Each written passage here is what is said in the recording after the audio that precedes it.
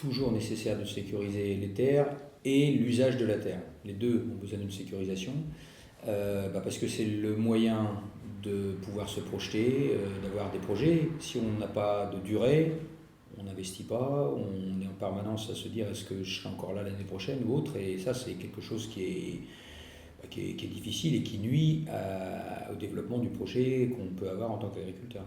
Il y a deux formes de sécurisation. Il y a la propriété, qui est celle qui est la plus connue, on va dire, qui est la plus dure, dure de deux façons, dure pour acquérir, c'est-à-dire que ça coûte cher d'être propriétaire. Par contre, quand vous êtes propriétaire, vous avez vraiment une durabilité, puisque la propriété, c'est quelque chose qui est globalement assez inaliénable.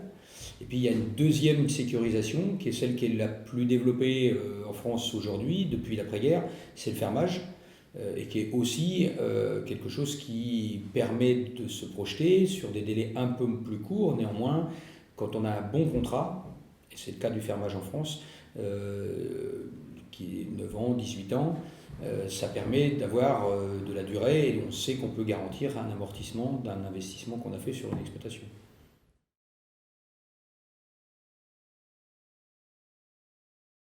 La pression, elle est vraiment partout dans le monde parce qu'il y a un enjeu alimentaire et accessoirement d'accès à l'eau. Comment il s'exerce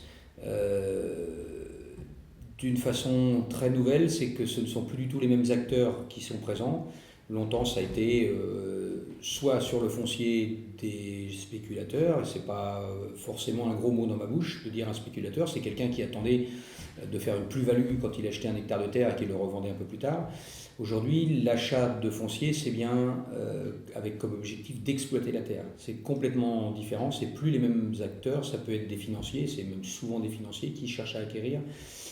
Ça peut être l'agroalimentaire, ça peut être tous les secteurs d'activité. Et là, il y a une vraie pression parce que aujourd'hui, beaucoup de terres sont exploitées sous forme de société. Et donc, on ne vend plus un hectare de terre, on vend des parts de société.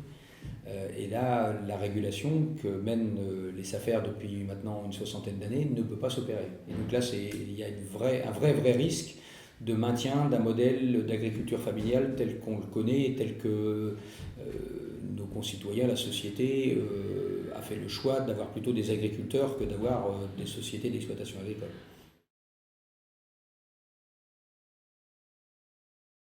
Je pense que le fait qu'il y ait une sécurisation foncière en France donne des garanties et peut donner envie à des jeunes de venir. On a une grande chance en France, mais vraiment une énorme chance, d'avoir beaucoup de jeunes agriculteurs qui souhaitent s'installer, ce qui donne une vraie responsabilité à la fois aux élus, mais aussi aux responsables agricoles, d'être capables de répondre positivement à cette demande de ces jeunes.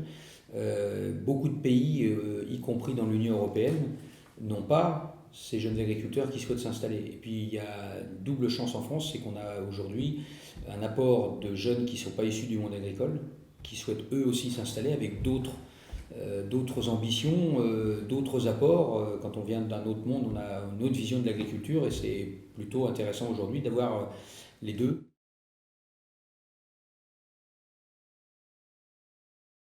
Les trois missions qu'on a faites au Mali, elles sont trois missions qui sont liées à la mise en place de la loi foncière. La première fois, c'était un accompagnement au moment de la réflexion sur la loi foncière. Donc on a amené l'expertise de la FNSAFER sur quels sont les enjeux d'une loi foncière, quels sont ce qu'il faut essayer de mettre en place pour sécuriser les agriculteurs qui vont être les bénéficiaires de la loi foncière. La deuxième mission, c'était au moment où la loi était en train de s'écrire. Donc là, on a fait à la fois une mission sur place au Mali et puis aussi tout un appui juridique, de relecture de ce qui était proposé dans la loi, avant qu'elle soit votée, cette loi, avec une très forte implication des organisations professionnelles du Mali à première et deuxième phase. Et puis aussi, moi j'ai trouvé intéressant une implication forte de personnes du ministère de l'Agriculture. La troisième mission est celle qu'on a faite il y a quelques mois. La loi est votée et aujourd'hui c'est la mise en place des différentes phases de la loi, notamment la mise en place des commissions foncières locales et communales. Et là encore, là on est allé sur le terrain avec les organisations professionnelles pour voir les écueils qu'il faut pas faire, voir comment ça se passe, sachant qu'on avait, nous, appuyé fortement sur le fait qu'il fallait qu'il y ait beaucoup d'agriculteurs dans ces commissions foncières, que c'était bien du ressort de la profession agricole d'être à l'attribution des terres agricoles, même si il doit y avoir, comme en France, il peut y avoir des gens qui ne soient pas directement et uniquement des agriculteurs. Mais donc c'était là encore intéressant de voir comment elles se mettent en place et quel accompagnement la FNSAFR pouvait éventuellement apporter.